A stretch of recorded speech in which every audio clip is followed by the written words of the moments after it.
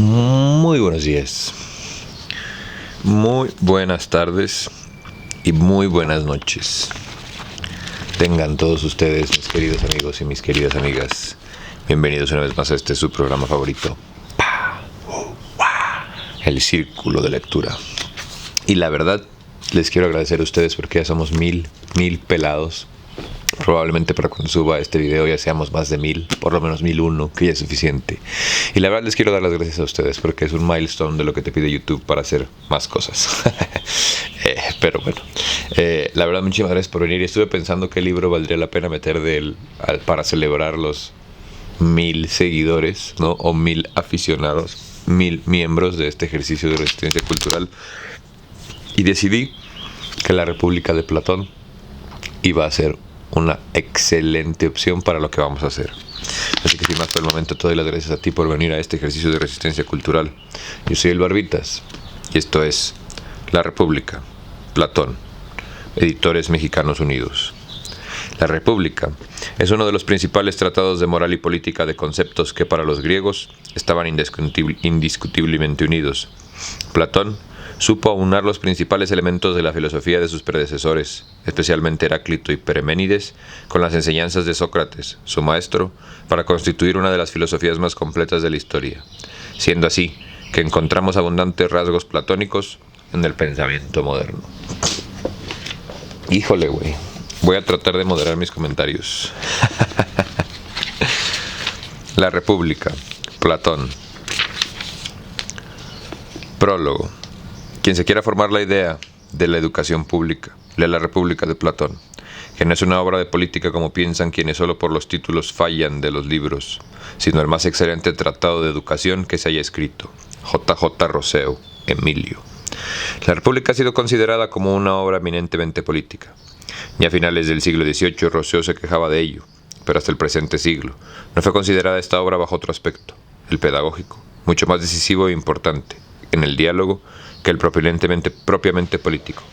Gompers, a comienzos del siglo, todavía le objetaba a Platón el haber dado demasiada importancia a la educación en una obra política, y él, con todos los historiadores de la filosofía del siglo XIX, coincidían en ver como chocante y extravagante la desmedida preocupación pedagógica de que hacía gala Platón en un tratado político.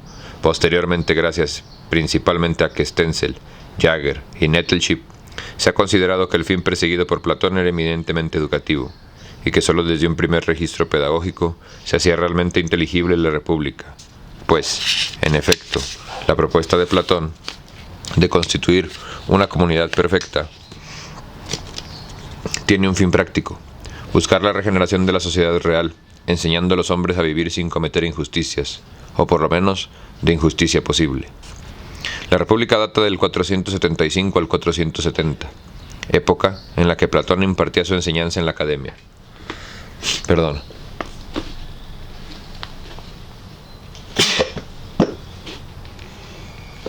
Aquí estoy, hijos de perra.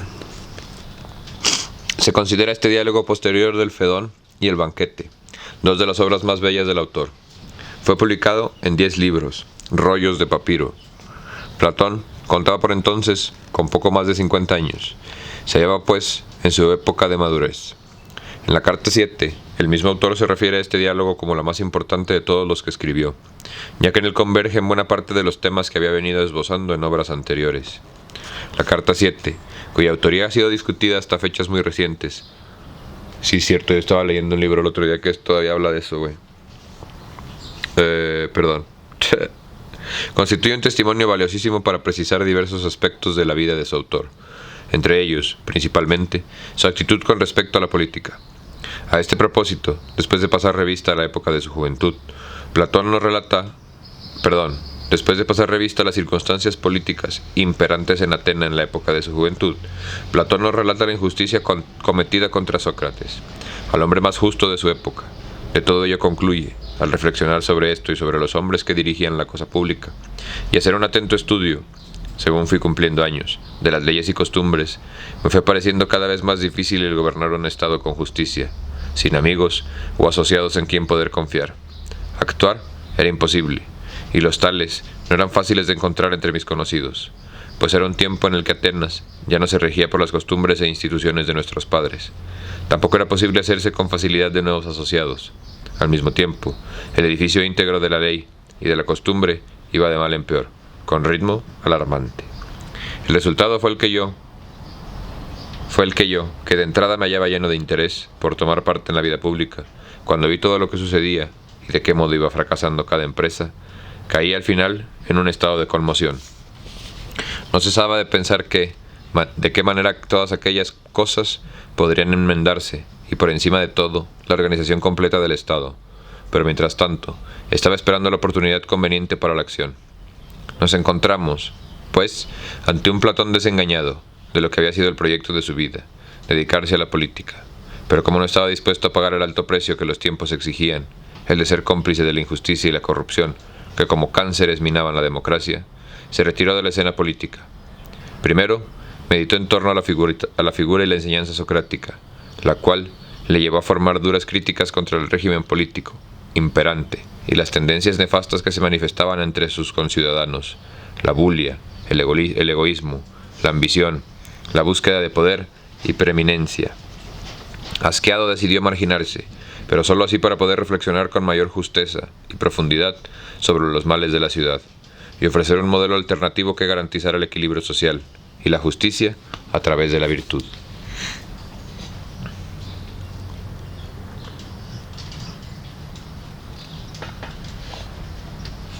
No parte Platón, a la hora de elaborar su esquema de la sociedad ideal, de un modelo concreto real perteneciente a tal o cual ciudad griega de la época, aunque evidentemente tiene en mente el desarrollo, la esencia y las características de la civilización helénica, y a las condiciones de ésta se refiere en el fondo.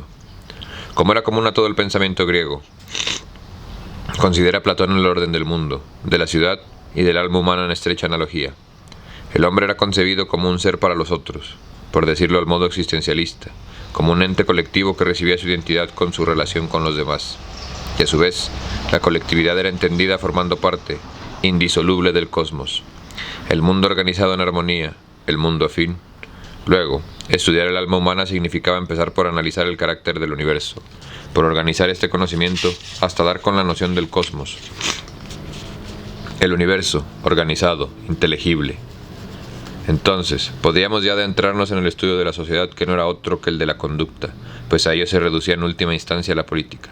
Por lo tanto, para los griegos no había división entre política y moral. Antes, al contrario, éstas iban indisolublemente unidas. No confundir los griegos con los romanos. Son situaciones distintas, güey.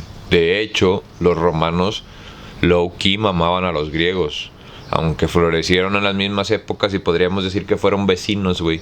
No hay que confundir, güey, el pedo romano con el pedo griego. Unos son pedófilos, los otros son borrachos. Una teoría moral debía contener forzosamente una visión del cosmos, y este significaba el universo, el mundo sin antagonismos.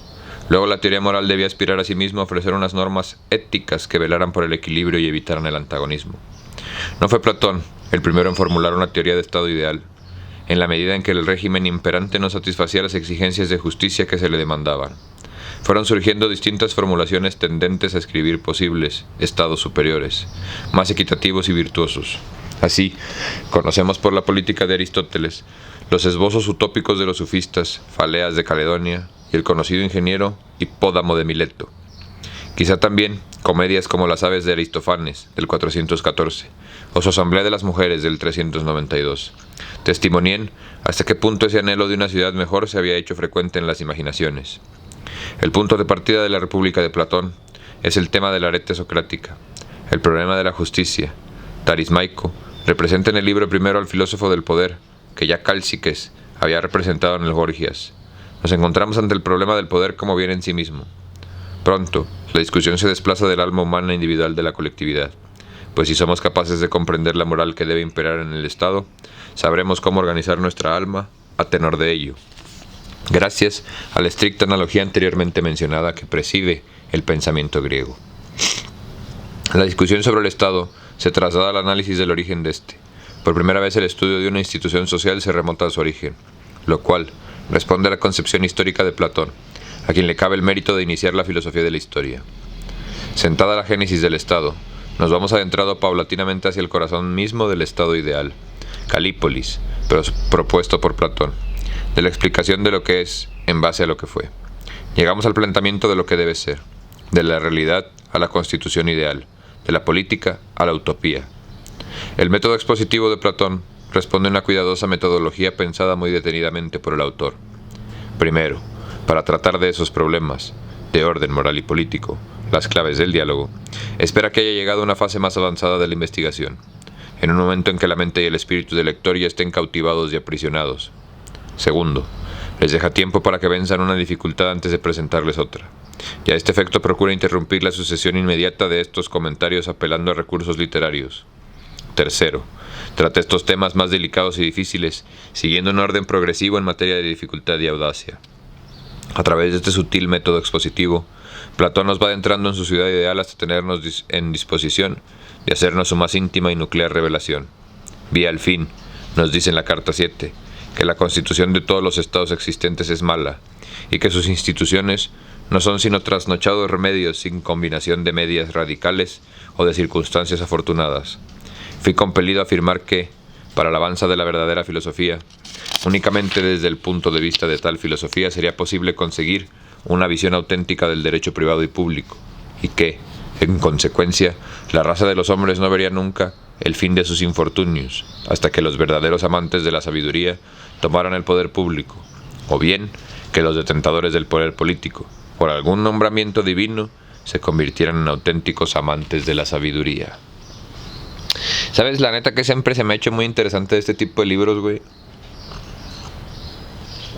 La primera vez que me pasó fue cuando leí el Mein Kampf de Adolfo, no puedo mencionar su apellido porque el YouTube globalista me censura. ¿Cómo cosas tan relevantes, o bueno, cómo cosas que se escribieron hace tantos años pueden ser tan relevantes todavía para la época, güey, ¿no? Como un poquito de lo que habla Platón aquí, o bueno, la persona que escribió el prólogo, sobre la corrupción y los gobiernos, etcétera, etcétera, güey. Ahorita al finalizar pues no sé qué es, güey, como prólogo, que está un poco largo, Ignacio de Lorenz lo escribió. Hablamos un poquito más sobre la democracia griega y Platón y todas esas ondas, güey. Pero muchas gracias a ustedes por venir. Creo que hice una excelente decisión al tomar este libro para festejar los 1000 miembros.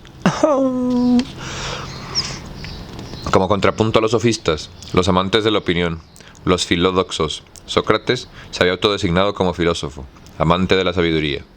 Platón recogió esta definición y emprendió una denodada búsqueda de la verdad. Cuando creyó estar en disposición de conocerla, entendió que el filósofo, que ya era entonces el que amaba, una sabiduría que conocía, era el único indicado para dirigir los destinos de sus coetáneos. En el estado real, el filósofo debe apartarse de la política, para no verse embrutecido por la injusticia, y el poder, detentado con violencia y corrupción. Pero en el estado ideal, debe ser el filósofo el gobernante, pues solo el conocedor de la verdad puede imponerla y mantenerla, quiéralo o no. Se le impone este deber al filósofo, que si realmente en tal, no vacilará en abandonar sus más o menos plácidas investigaciones para pasar a ocupar el lugar de la sociedad que la sociedad le exige, y que como virtuosos no dudará en aceptar. Su misión es conducir a los hombres de la barbarie, de la violencia, a la felicidad. La aceptación del poder se impone en él como un deber, no como un capricho de la voluntad, no como vía de acceso de la riqueza, ni a prebenda o situación de preeminencia ninguna. Por consiguiente, el estado ideal se reconocerá siempre en que él no gobernarán los ambiciosos de poder, sino precisamente aquellos que menos ganas sientan de ejercerlo. La teoría del conocimiento desemboca en la verdad, a través de la dialéctica, la muerte, con la conquista de la inmortalidad para el alma del filósofo, que está en comporta, y el amor se llega al mundo de las ideas. Estas son las tres formas de acceso a la última esencia, a la esencia última de las cosas. En el mundo eidético está presidido por la idea del bien, que es como el sol en la constelación de ideas. Gobierna el cosmos eidético, fundamento del sensible. De esta concepción epistemológica y ontológica deriva Platón la ética, la cual no es más que el ejercicio constante del bien en todos los actos de la vida. Uno de los factores negativos de la época era, según Platón, el relativismo conceptual que predicaban y practicaban los sofistas, quienes nunca salen del reino de la doxa. El filósofo, mediante las 3 vías arriba indicadas, llegaba, no obstante, a alzarse hacia el mundo de las esencias de las cosas. Sobrevolaba, pues, el mundo de la opinión, y podía contemplar, desde la cima que había alcanzado, su óptima ignorancia del resto de los hombres dirigidos por políticos y sofistas de toda la haya, asaz, atrevidos e ignorantes. Luego, misión del filósofo era dar a conocer la verdad, pues sólo en ella podía fundamentarse plenamente la existencia. El filósofo utiliza su sabiduría por el bien de todos, y no deben ponérsele obstáculos en su acción. Nadie más que él conoce la verdad. Mientras la democracia es el reino de la opinión, de la doxa la ciudad ideal, es el reino de la verdad. La multiplicidad ha quedado reducida a la unidad. La opinión, expresada por el sofista, debe dar paso a la verdad de la que nos habla el filósofo.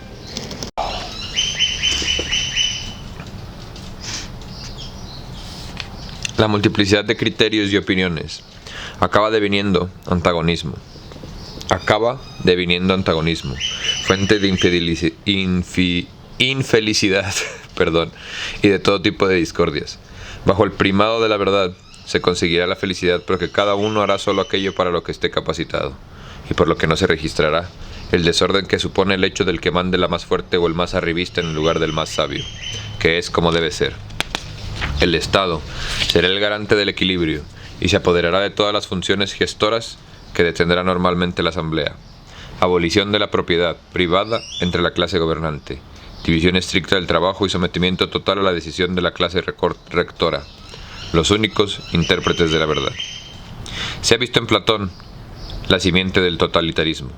El epistemólogo contemporáneo, Karl Popper, así lo ha indicado, y Bertrand Russell, después de su visita a la Rusia soviética, afirmó que el paralelismo entre la República de Platón y lo que estaban haciendo los bolcheviques era notorio.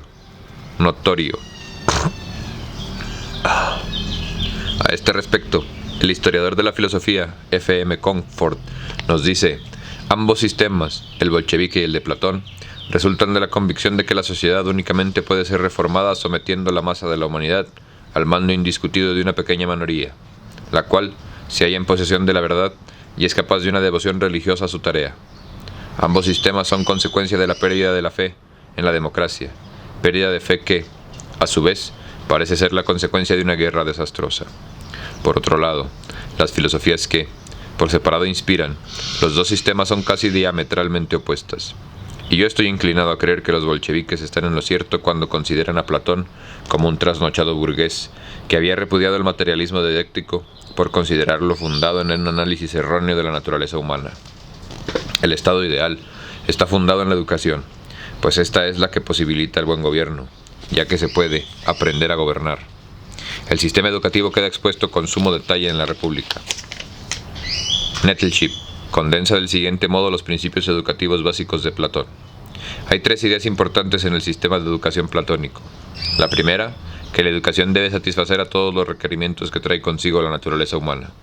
La segunda, que la obra educativa debe proseguir, mientras sea capaz del desarrollo del espíritu humano.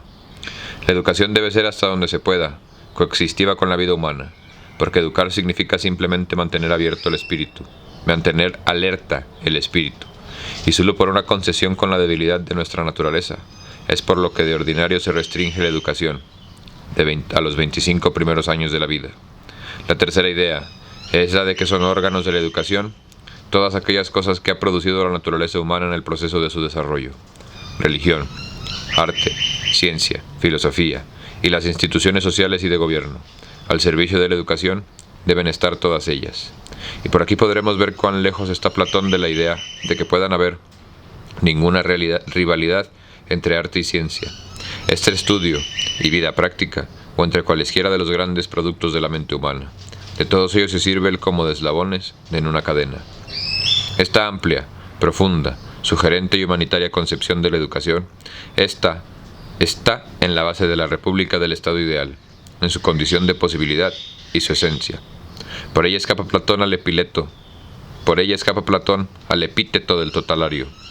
Ella lo diferencia de los totalitarismos contemporáneos que imponen la verdad por la violencia, pues es la fundamentación de su verdad. Es tan endeble que no permite libre ejercicio de la educación. La educación del ciudadano para la justicia es el leitmotiv de la obra. El Estado no es más que una proyección del alma. Así lo vio Jaeger en uno de sus análisis más profundos que hayan hecho sobre la obra de Platón. ¿Qué significa el Estado para Platón? Su república no es una obra de derecho político o administración, de legislación o de política en el sentido actual. Platón no parte de un pueblo y acto. No se alude para nada en su obra a los fundamentos físicos del Estado. No se describen los aspectos de la vida del Estado, ni su autor considera tampoco necesario establecer ninguna norma con respecto a ellos. Quedan, simplemente, eliminados como cosas accesorias.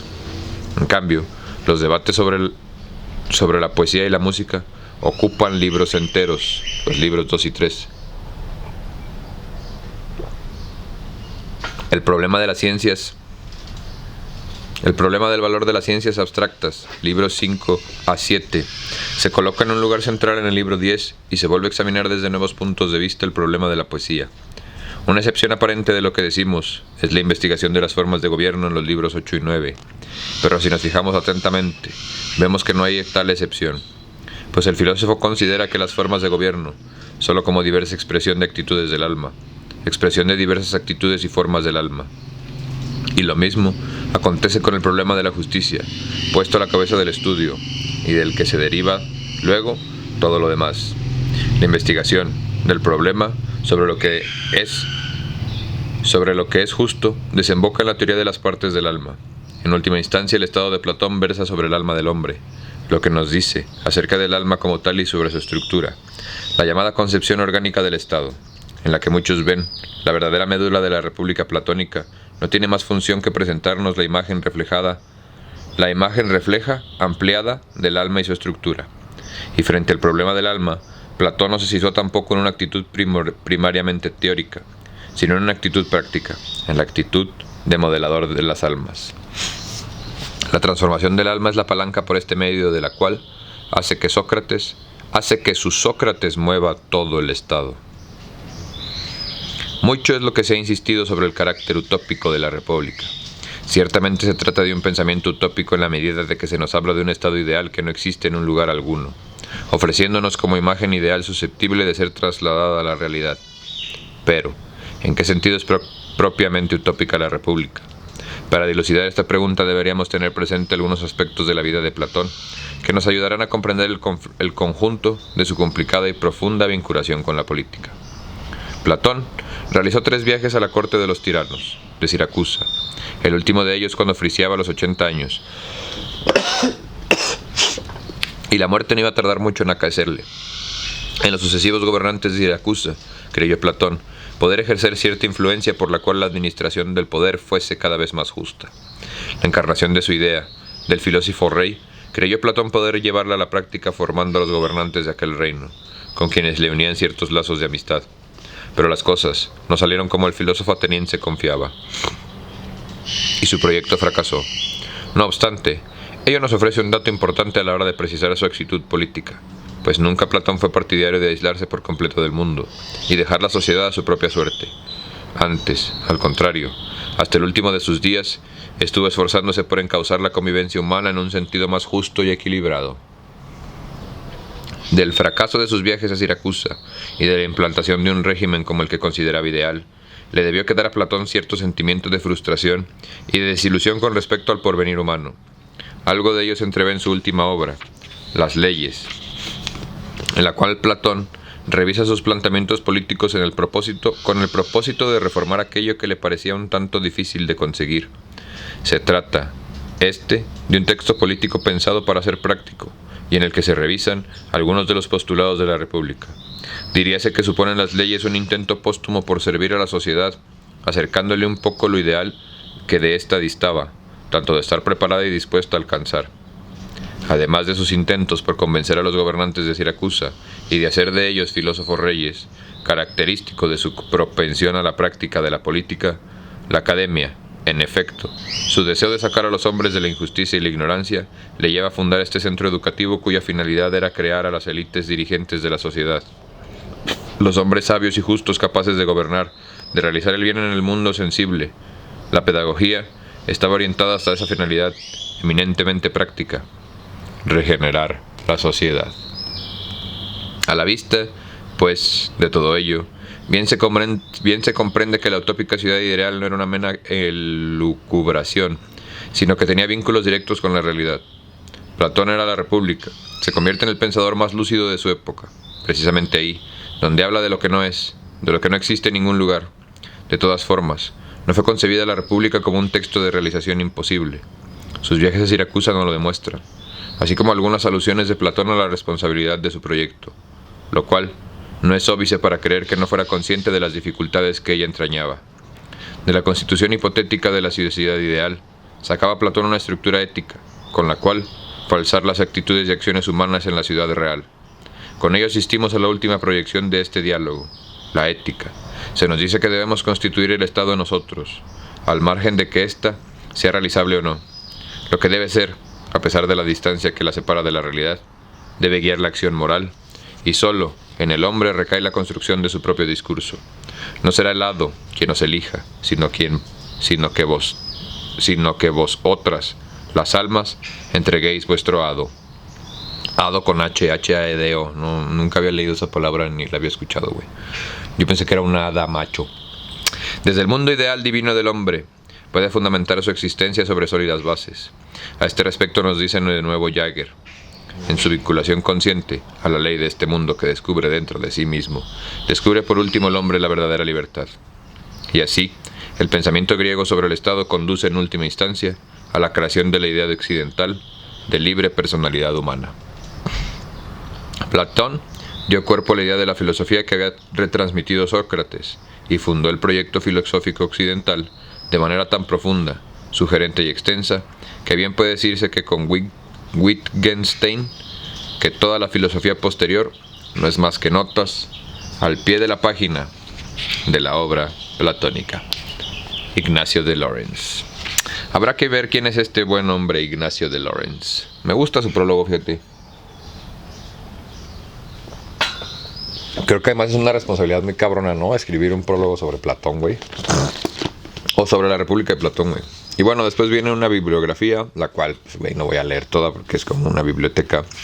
Obras generales sobre el pensamiento griego, obras de Platón, obras importantes sobre Platón, obras sobre la influencia. Y luego viene un cuadro cronológico, que tampoco voy a leer, güey, la neta, son varias hojas. Pero sí quiero que sepamos que, uno, el concepto de democracia que tenemos nosotros de los griegos y los romanos es muy parecido al nuestro, sí, pero en el sentido de que, número uno, güey, la gente pensaría que el griego o el romano era un hombre libre, güey. Y aunque sí lo era, digamos que de 10 personas que vivían en Roma, güey, solo uno era considerado un romano libre. ¿Por qué? Porque para ser un romano libre necesitarías, o un griego libre, que para acabar pronto es lo mismo, necesitabas cumplir ciertas características familiares, económicas y sociales, güey. No tanto religiosas, porque la religión en esas épocas es una cuestión como que muy distinta y muy privada, afortunadamente. Acordémonos que cuando se empiezan a meter con tu forma de creer o con tu espiritualidad, es hasta que llegó el hijo de la paloma, güey.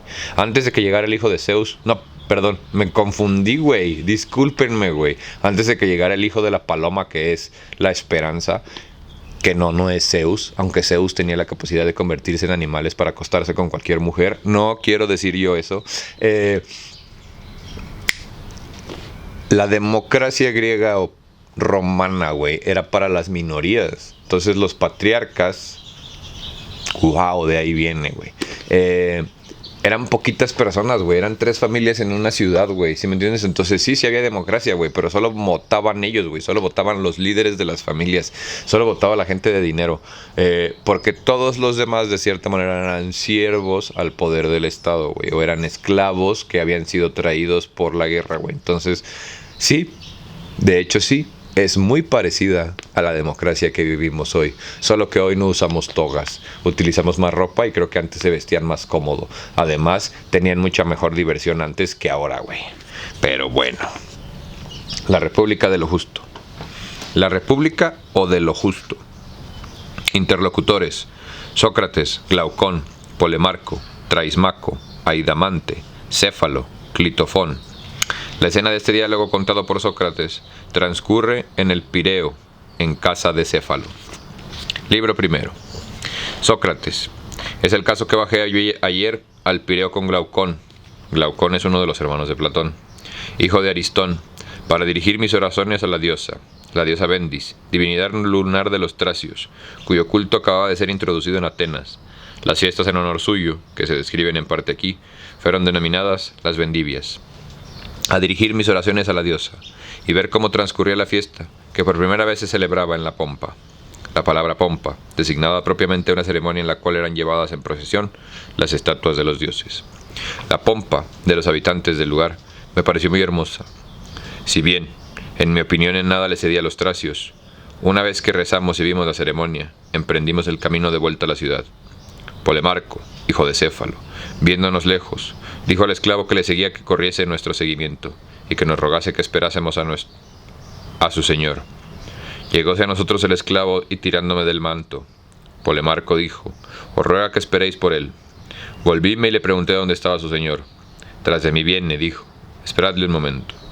Le esperamos, dijo esto Glaucón. Poco después vimos aparecer a Polemarco en compañía de Adimante, otro hermano de Platón. Hermano de Glaucón, Nicerato, hijo de Nicias. Trátase del célebre Nicias, que apareció en el sitio de Siracusa durante la guerra del Penepoleso. Su hijo Nicerato fue condenado a muerte por los 30. Y con ellos algunos otros que regresaban de la pompa. Polemarco al llegarse a nosotros me dijo: me parece, Sócrates, que volvéis a la ciudad. No te equivocas, le dije. ¿Veis cuántos somos? Sí. Pues o bien seréis los más fuertes, o habréis de quedaros aquí. Hay un término medio, y es que os persuadamos de que no nos dejéis marchar. ¿Cómo habréis de persuadirnos si no queremos dar oídos a vuestras razones? No es fácil, en efecto, dijo Glaucón. Pero, pues seguros podéis estar, prosiguió Polemarco, de que no los escucharemos. No sabéis, dijo en esto Adimante, que la carrera de antorchas de esa noche en honor a la diosa será a caballo. ¿A caballo? Novedad es esa. Es que van a hacer a caballo esa carrera, sustentando en las manos antorchas que se pasarán unos a otros. Sí, dijo Polemarco. Y más de eso, habrá una fiesta nocturna que valdrá la pena de verse. Nosotros iremos a verla después de cenar, y charlaremos con algunos jóvenes que allí habrá. Quedaos pues y no nos hagáis más de rogar. Ya veo que no nos queda otro remedio, dijo Glaucón, puesto que tú lo quieres. Le dije: quedémonos. Fuimos pues a la casa de Polemarco, donde nos encontramos a sus dos hermanos, Licias y Eutidemo, con Tarismaco de Calcedonia, Carasmántides, en la aldea de Panea, y Clitofón, hijo de Aristófano. Céfalo, padre de Polemarco, hallábase igualmente ahí. Hacía mucho tiempo que yo no lo había visto, y me pareció muy aventajado. Estaba sentado, apoyada en un almohadón la cabeza. Tenía ceñida una corona por haber ofrecido aquel día un sacrificio doméstico. Ocupamos en su lado los asientos que estaban dispuestos en círculo. En cuanto me vio, Céfalo me saludó diciéndome: raras veces vienes al Pireo, Sócrates, y sin embargo, sería para nosotros un placer que vinieses por aquí más a menudo. Si yo tuviese todavía fuerzas para ir a la ciudad, te ahorraría el trabajo de venir aquí, yendo yo mismo a tu encuentro. Te quedaré obligado si desde ahora vuelves a vernos con más frecuencia, porque has de saber que con ello me encanto que nunca en los placeres de la conversación a medida que me abandonan los placeres del cuerpo. Ten, pues, esa complacencia conmigo. Conversarás también de estos jóvenes, pero no olvides a un amigo que te es de sobremanera devoto. Fuimos, pues, a la casa de Polemarco, donde encontramos a sus dos hermanos, Licias y Eutidemo, con Transimaco de Calcedonia, Caramántides, de la aldea de Panea, y Clitofón, hijo de Aróstimo. Céfalo, padre de Calamaco, hallábase igualmente ahí. Ya lo había leído. Pues yo, Céfalo, le dije, me complazco infinito en la compañía de los ancianos. Como quiera que se hallan al final de un camino que acaso hayamos de recorrer algún día, me parece natural que nos informemos de ellos acerca de si la senda es trabajosa o fácil. Puesto que tú te encuentras en la edad de los poetas califican de umbrales de la vejez, me proporcionarías un placer con decirme qué es lo que de ella piensas, y si consideras esta estación como la más áspera de la existencia. Te diré, Sócrates, me respondió. Mi pensamiento sin disfrazarlo en nada. Me ocurre a menudo, como dice el antiguo proverbio, encontrarme con algunos hombres de mi edad. Toda la conversación se ven quejas y lamentaciones por su parte. Recuerdan con nostalgia los placeres del amor, de la mesa y todos los demás de análoga índole que me gustaban en su juventud. Se afligen por esa pérdida como si se tratase de la pérdida de los mayores bienes. La vida que entonces llevaban dicen, era dichosa, la que ahora arrastran, ni siquiera merece nombre de vida. Quéjanse asimismo algunos de ellos de las injurias y malos tratos a los que les expone la vejez por parte de sus allegados. No hablan de ella, en fin, más que para acusarla de ser causa de 1000 males. Por mi parte, Sócrates, creo que están muy lejos de atinar con la verdadera causa de sus males, porque si esa causa fuese la vejez, no hay duda que habría de producir los mismos efectos en mí y en los demás viejos. Ahora bien, yo he conocido otros ancianos de carácter muy diferente, y recuerdo que hallándome en cierta ocasión con el poeta Sófocles, alguien le preguntó en presencia mía si su edad le permitía aún gozar de los placeres eróticos. Dios no lo permita, fue su respuesta. Hace mucho que he sacudido el yugo de ese tirano, furioso y brutal. Me pareció entonces que tenía razón para expresarse en tales términos, y en los años no me han hecho cambiar de opinión. La vejez es, en efecto, un estado de reposo y libertad, en lo que atañe a los sentidos. Cuando la violencia de las pasiones ha cedido y se ha amortiguado su fuego, el hombre se ve, como Sócrates decía, liberado de un tropel de tiranos furiosos. En cuanto a las añoranzas de los viejos de que habló, así como lo que se refiere a sus quejas de los malos tratamientos recibidos de sus allegados, no se deben atribuir la causa de ellos a la vejez, Sócrates, sino a su propio carácter. La vejez es soportable cuando se tienen costumbres moderadas y cómodas, mas cuando se está dotado de un carácter contrario a esas costumbres, así la vejez como la misma su juventud, son infelicísimas. Encantado quedé con su respuesta, y a fin de alentar cada vez más la conversación añadí: convencido estoy, Céfalo, de que, cuando hablas en estos términos, los más de los que te escuchen no hallarán aceptables tus razones, y que se imaginarán que hay recursos contra las incomodidades de la vejez, no tanto en tu carácter cuanto en tu opulencia, porque los ricos dirán, pueden procurarse no pequeños alivios.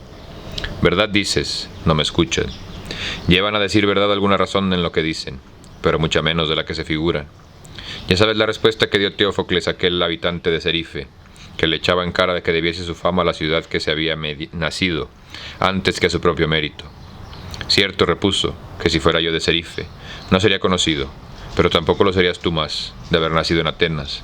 Lo mismo puede retrucarse de los viejos poco ricos y sobrados mohinos, y decirles que acaso hiciera la pobreza insoportable la vejez, al mismo hombre sensato, pero que jamás las riquezas harán más llevadera la senectud sin sensatez. Pero dime, Céfalo, proseguí yo, estos grandes bienes que posees, ¿los has recibido de tus antepasados o tú adquiriste la mayor parte de ellos? ¿Qué es lo que he adquirido yo?, pregunta Sócrates. Me he mantenido en ese orden, a igual distancia de mi abuelo y de mi padre, porque mi abuelo, cuyo nombre llevo, habiendo heredado un patrimonio aproximadamente igual a mi actual hacienda, hizo adquisiciones que excedían con mucho de los bienes que había recibido, mientras que Lisanias, mi padre, me ha dejado menos hacienda de la que ves que poseo. Por mi parte satisfecho quedaría con tal de que mis hijos se encontrasen después de muerto yo, con una herencia que no esté por encima ni excesivamente por abajo de la que yo encontré a la muerte de mi padre.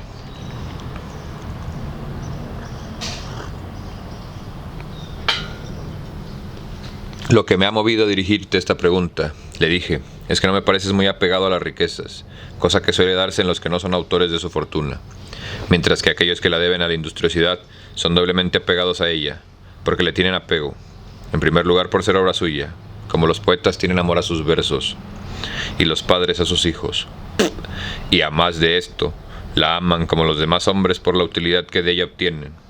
Así son hombres de trato fácil, así son hombres de trato difícil, y solo sienten estimación por el dinero. Razón tienes, dijo Céfalo. Perfectamente, añadí yo. Pero dime otra cosa, ¿cuál es el juicio tuyo a la mayor ventaja de cuantas procuran las riquezas? Trabajo me costaría convencer a muchos de los que te voy a decir. Ya sabrás, Sócrates, que cuando el hombre se acerca al término de su vida, siente temores e inquietudes por cosas respecto a las cuales no sentía antes. El menor cuidado, lo que se cuenta de los infiernos y de los suplicios, es que en ellos se prepara para los malvados, aunque entonces el espíritu empieza a uno a temer que esas historias, tratadas hasta entonces de fábulas, no sean otras tantas verdades. Débase esa aprensión o debilidad del alma, o ya sea que el alma distinga entonces esas cosas más claramente, a causa de su mayor proximidad. Siéntese, pues, el hombre lleno de inquietudes y de terror. Repasa todos los actos de su vida para ver si ha hecho o no daño a alguien. Aquel que, al examinar su conducta, la encuentra sembrada de injusticias, Tiembla, se entrega a la desesperación y a menudo por las noches el miedo le despierta, sobresaltándose como a los niños. Mas aquel que nada tiene que reprocharse encuentra de continuo a su lado una dulce esperanza que sirve de nodriza a su vejez, como dice Píndaro, al presentar con graciosa imagen al hombre que ha vivido justa y santamente. La esperanza le acompaña, brisando dulcemente su corazón, y dando el pecho a su senectud. La esperanza que rige a su árbitro es el fluctuante espíritu de los mortales. Como admirablemente dice, y precisamente porque las riquezas son de grandísima utilidad para llegar a eso, es por lo que lo son, a mis ojos, tan preciosas, no para cualquier hombre, sino solamente para aquel que es sensato, porque aquellas debemos gran parte, no hallarnos expuestos a causar prejuicio a nadie, ni siquiera involuntariamente, ni usar de mentira, así como la ventaja de poder abandonar a este mundo limpios de temores por algunos sacrificios que hayamos dejado de hacer a los dioses, o por algunas deudas que no hayamos saldado con los hombres. Las riquezas tienen otras muchas ventajas sin duda, pero bien sopesado todo, creo que daría preferencia sobre todas las demás, a esta que digo, por el bien que procuran al hombre sensato. Nada más hermoso, repuse, de lo que dice Céfalo, pero ¿te parece que sea bien definir la justicia y hacerla constituir simplemente en decir la verdad, y en restituir a cada cual lo que de él se haya recibido? ¿O no será esto más bien justo o injusto según los casos? Así, por ejemplo, si alguien después de haber confiado sus armas a un amigo, se las reclamase, habiéndose vuelto loco, todo el mundo conviene en que este amigo no debería devolvérselas, y que si tal hiciese cometería una injusticia. Conviénese, comúnmente a sí mismo, en que estaría mal no disfrazar a los ojos del loco del estado en que se encuentra. Cierto es, la justicia, por tanto, no consiste en decir la verdad y restituir a cada cual aquello que le pertenece. Pues con todo, en esto precisamente consiste, interrumpió Polemarco. Si hemos de creer a Simónides. Bueno, pues continuad vosotros con el diálogo, dijo Céfalo. Mi puesto os cedo. Verdad es que, por lo demás, tengo que ir a acabar con mi sacrificio. ¿Ha de ser entonces Polemarco quien te suceda? Le dije sí. Repuso Céfalo sonriendo y al mismo tiempo salió para ir a rematar su sacrificio. O sea, ¿cómo? ¿Los sacrificios de ellos están bien, pero los de mis antepasados están mal? Enséñame pues, Polemarco, puesto que asumes el lugar de tu padre, lo que dice de la justicia Simiónides. Y es que lo pruebas tú. ¿Y en qué lo pruebas tú? Dice que lo propio de la justicia es a dar cada cual aquello que se le debe, y encuentro que lleva razón en eso. Sobremanera difícil no es referirse a Simiónides. Fue un sabio, un hombre divino. ¿Me entiendes tú, acaso, Polemarco, lo que con eso quiso decir? Por mi parte no lo comprendo.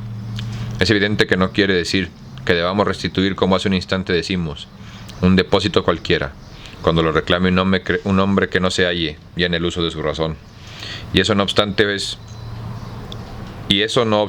ese depósito es una deuda, ¿no es verdad? Así es, pues así todo fuerza es que nos aguardemos mucho de hacer entrega de ello, a quien lo reclame sin hallarse ya en el uso de su razón. Cierto es eso, por consiguiente, Simeónides habrá querido decir otra cosa. Indudablemente, puesto que considera que le debemos de hacer bien a nuestros amigos y no perjudicarles en nada. Ya entiendo. Restituir a un amigo el dinero que nos ha confiado, cuando no puede recibirlo sin prejuicio, no es darle lo que se le debe. ¿No tienen ese sentido las palabras de Simeónides? Sí, pero debemos devolver a nuestros enemigos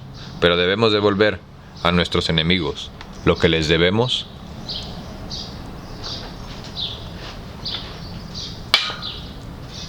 Sin duda que sí. Aquello que lo que les debemos es precisamente. Sin duda que sí, aquello que les debemos precisamente. Mas no debemos a nuestros enemigos sino aquello que conviene que se les deba, es decir, mal. Según eso, se habrá expresado Simeónides como poeta y por modo enigmático acerca de la justicia, puesto que, a lo que parece, ha creído que consistía en dar a cada cual lo que le conviene, aunque haya servido de otra expresión. Así parece. Si alguien le hubiese preguntado, di, Simeónides, ¿a quién devuelve la medicina aquello que le conviene? ¿Y qué es lo que le da? ¿Qué crees tú que hubiera respondido? Que da a los cuerpos los alimentos, bebidas y remedios convenientes, y el arte del cocinero, que da a quien da lo que le conviene. Da a cada manjar su aderezo. Y ese arte que llamamos justicia, ¿qué da y a quien da lo que conviene? Si hemos de atenernos, Sócrates, a lo que más atrás se dijo, la justicia hace bien a los amigos y mal a los enemigos.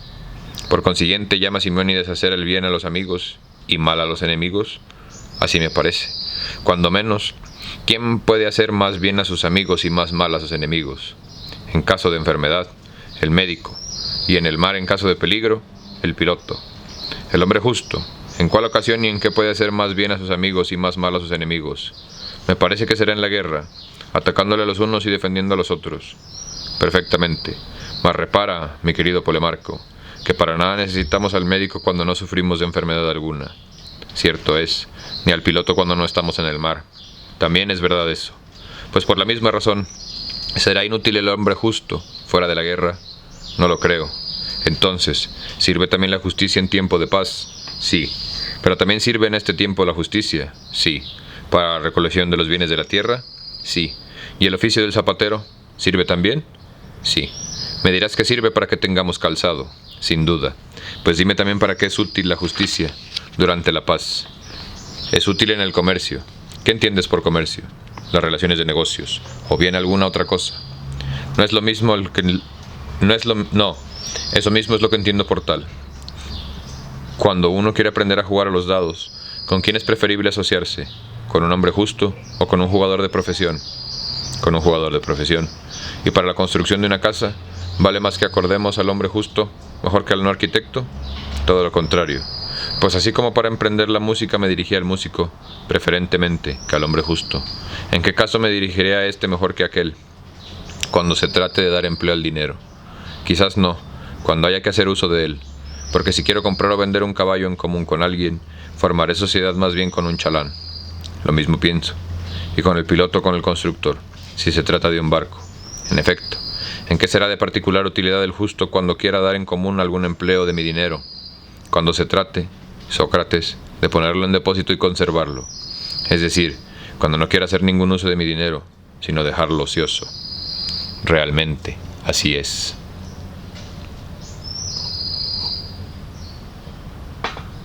Según eso, la justicia me será útil cuando mi dinero no me sirva de nada. Aparentemente, la justicia me servirá. Por tanto, cuando haya que conservar en ella, cuando haya que conservar una podadera sola con otras, mas si quiero servirme de ella habré de dirigirme al viñador. Desde luego. Asimismo me dirás que, si quiero conservar un escudo o una lira, la justicia me será buena para eso.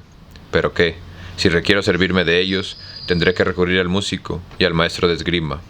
Por fuerza habrá que ser como dices, y en general, respecto de cualquier cosa que sea, la justicia me será inútil cuando me sirva yo de esa cosa, y útil cuando no me sirva de ella.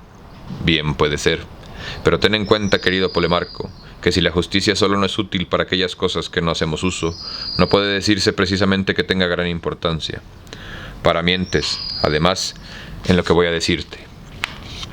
El que es más diestro en dar golpes, así en la guerra como en la lucha, ¿no es también el más diestro en precaverse de los golpes contra él dirigidos? Sí, y el que es más diestro en guardarse de una enfermedad y en prevenirla, ¿no será a la vez el más capacitado para hacer contraer a otro esa misma enfermedad? Tal creo. ¿Quién será más apto para guardar un ejército? ¿No será aquel que mejor sepa sustraerse de los designios y proyectos del enemigo? Sin duda que sí. Por consiguiente, el mismo hombre que es apto para guardar tal cosa será apto para sustraerla. En efecto, por tanto, si el justo es apto para guardar el dinero, será igualmente apto para sustraerlo. Cuando menos semejante afirmación es consecuencia de lo que acabamos de decir. El hombre justo es, por tanto, un pícaro. Parece que hayas tomado esa idea de Homero, que alaba mucho a Antíloco, abuelo materno de Ulises, y dice que el que desollaba sobre los hombres en hurtar y jurar. Por consiguiente, según Homero, Simiónides y tú, la justicia no es sino el arte de escamotear para bien de nuestros amigos y en perjuicio para nuestros enemigos. ¿No es así como lo entiendes tú? No, por Zeus, no sé qué es lo que he querido decir. Con todo, sigue pareciéndome que la justicia consiste en obligar a nuestros amigos y en perjudicar a nuestros enemigos. Pero, ¿qué es lo que entiendes por amigos? ¿Aquellos que nos parecen ser hombres de bien o aquellos que lo realmente son? Aun cuando no les tengamos por tales. Otro tanto digo a los enemigos. Me parece que lo natural es querer a aquellos a quienes tenemos por hombres de bien y aborrecer a aquellos a quienes consideramos como malvados. No suelen los hombres equivocarse con este respecto y tomar por hombre honrado a quien solamente la apariencia tiene de tal, o por el contrario, creer que aquel otro es un benegrante cuando un hombre de bien. Convengo en ello, y aquellos a quienes eso ocurre, ¿tienen por enemigo entonces a hombres de bien y a malvados por amigos? Sí, según esto, la justicia en lo que a ellos atañe consistirá en hacer bien a los malvados y mal a los buenos. Así parece, pero los buenos son justos e incapaces de perjudicar a nadie. Así es como dices. ¿Será justo entonces, por lo que dices, hacer mal a quienes no nos hace a nosotros? Ni mucho menos. Sócrates, es un crimen hablar así. Habremos de decir, según eso, que sea justo hacer daño a los malvados y hacer bien a los buenos. Eso es más conforme a la razón que lo que hace un instante decíamos. Pero lo que ocurrirá con eso, Polemarco, será que, para todos aquellos que se equivocan en los juicios que formulan sobre los hombres, será justo perjudicar a sus amigos, puesto que los considerarán como malvados, y hacer bien a sus enemigos, por razones contrarias, conclusión directamente opuesta a lo que deberíamos decir, opuesta a lo que hacíamos decir a Simiónides. La consecuencia es necesaria, pero cambiemos algo de la definición del amigo y del enemigo dimos. No me parece acertada esa definición. ¿Cómo decíamos, Polemarco? Decíamos que aquel que es nuestro amigo nos parece hombre de bien. ¿Qué cambio quiere que introduzcamos? Quisiera decir que nuestro amigo debe a la vez parecernos hombre de bien y serlo realmente, y que aquel que lo parezca sin serlo, solo en apariencia será nuestro amigo. Y otro tanto habremos de decir que nuestro enemigo, según eso, el verdadero amigo será el hombre de bien y el malvado, el verdadero enemigo. En efecto, ¿te parece que introduzcamos asimismo algún cambio en lo que decíamos respecto de la justicia, que consistía en hacer bien al amigo y mal al enemigo? Y que añadamos, si el amigo es honrado y si el enemigo no lo es. Sí, me parece que eso está bien dicho. Como es propio del hombre justo hacer daño a sus enemigos, que son los malvados. Dime, ¿los caballos a quienes se hace daño se tornan mejores o peores? No, sino peores. ¿Y en qué? En la virtud propia de su especie, o en aquella que es propia de los perros, en la virtud privada de su especie. ¿No diremos análogamente que aquellos hombres a quienes se hace mal se tornan peores en la virtud que es propia del hombre? Sin duda que sí. ¿No es la injusticia virtud propia del hombre? Indiscutiblemente. Según eso, mi querido amigo, será toda necesidad necesario que aquellos hombres a quienes se hace mal habrán de hacerse más injustos todavía. Pero es que un músico, en virtud de su arte, ¿puede hacer a nadie ignorante en música? Imposible es eso. ¿Puede un caballerizo por medio de su arte convertir a nadie en torpe para montar un caballo? No. ¿Podrá el hombre injusto convertir en injusto a otro hombre gracias a la justicia? Y en general, ¿pueden los hombres buenos hacer con su virtud malvados a los demás? No es posible, porque el enfriar no es defecto en lo cálido, sino de su contrario, ni humedecer es el efecto de lo seco, sino del opuesto. Indudablemente, el efecto de lo bueno produce no es perjudicarnos, sino todo lo contrario, evidentemente. Pero, ¿es bueno el hombre justo? Desde luego. Según eso, lo propio de un hombre bueno no será perjudicar a su amigo ni a nadie, sino que eso será propio de su contrario, es decir, del hombre injusto. Merece que llevas razón en lo que dices, Sócrates. Por tanto, si alguien dice que la justicia consiste en dar a cada cual lo que se debe, y si por eso entiende que el hombre justo solo mal debe a sus enemigos, así como solo bien debe a sus amigos, semejante lenguaje no será digno de un hombre sensato, puesto que no es conforme a la verdad, y acabamos de ver que nunca es justo hacer daño a nadie. Estoy de acuerdo contigo. Y si alguien se atreve a decir que semejante máxima es de Simónides, de Bías, o de Pitaco, o de cualquier otro sabio, ambos dos le desmentiremos. Dispuesto estoy a unirme a ti. ¿Sabes de quién es la máxima? ¿Justo es hacer bien a los amigos y mal a los enemigos? No. ¿De quién es? Creo que ha de ser de Periandro, o de Pérdicas, de Jerjes o de Ismenias el Tébano, o de cualquier otro hombre rico y poderoso. ¿Verdad dices? Sí, pero si la justicia no consiste en eso, ¿en qué consiste? Como hay conceptos que vienen desde hace un chingal de años, güey. Rico y poderoso. Chingal de años, güey.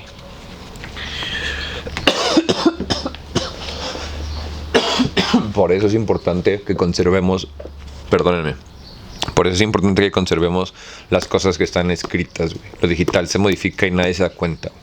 Estos pedos se quedan para siempre, para siempre, para siempre, para siempre, para siempre. En lo que duró la conversación, Tarismaco había abierto varias veces la boca para interrumpirnos. Los que estaban sentados cerca de él se lo impedían, queriendo oírnos hasta el final. Pero así, que hubimos dejado de hablar, no pudo contenerse más tiempo y revolviéndose súbitamente cayó sobre nosotros dos como una bestia feroz que quiere devorarnos.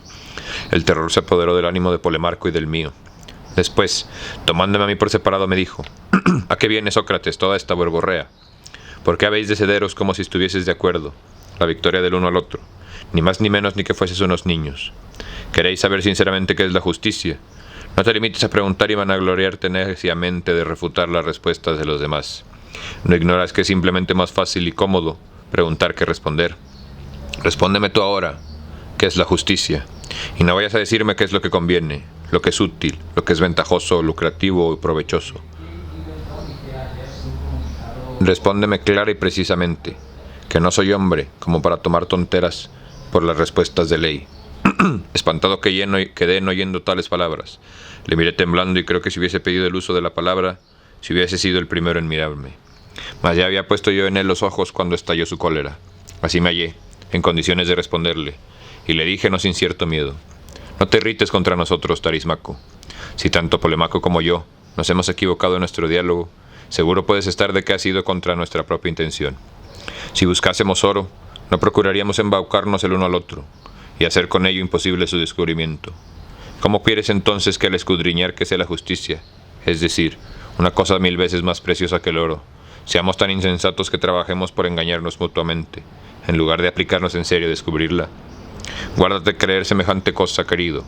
Lo que ocurre es bien lo veo, que tal empresa es superior a nuestras fuerzas.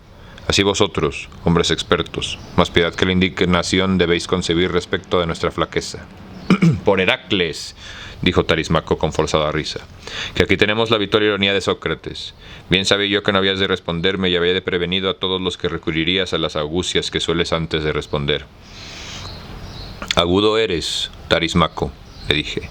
De sobra sabías que si preguntas a cualquiera de qué se compone el número 12, añadiendo, no me digas que de 2 veces 6, o de 3 veces 4, o de 6 veces 2, o de 4 veces 3, porque no me satisfaré con ninguna de esas respuestas. Sabías, digo, que nadie podría responder a una pregunta planteada en esa forma. Pero si ese cualquiera te dijese a su vez, ¿cómo explicas, Tarismaco, la provisión que me impones, que te dé como respuesta ninguna de las que acabas de decirme? Si resultase que la verdadera respuesta fuera una de esas, ¿quieres que te diga otra cosa que la verdad? ¿Cómo entiendes eso? ¿Qué tendrías que responderle? Pues sí, que se trata aquí de eso, Tarismaco dijo. Quizás sí, pero aun cuando el caso fuese diferente, si aquel a quien se interroga estima que es análogo, ¿crees que por eso habrá de responder menos conforme a su pensamiento, prohíbamelo o no? ¿Es eso lo que pretendes hacer? ¿Vas a darme por respuesta algunas de las que empecé por prohibirte? Bien consideradas las cosas, no me extrañaría que tomase esa decisión. Bueno, pues, si te demuestro que hay una respuesta posible respecto a la justicia, mejor que las anteriores, ¿a qué te condenas tú mismo? ¿A lo que merecen las ignorantes? Es decir, ¿a aprender de quienes son más expertos que ellos? Gustosamente me sometes a pena. Sí que eres gracioso. A más de la pena de aprender habrás de darme dinero encima. Lo traemos, dijo Glaucón. Si solo de eso depende, habla, Tarismaco, que todos pagaremos por Sócrates. Adivino vuestra intención. Queréis que Sócrates, como tiene por costumbre, me interrogue en vez de contestar, haciéndome incurrir en contradicción. Culo.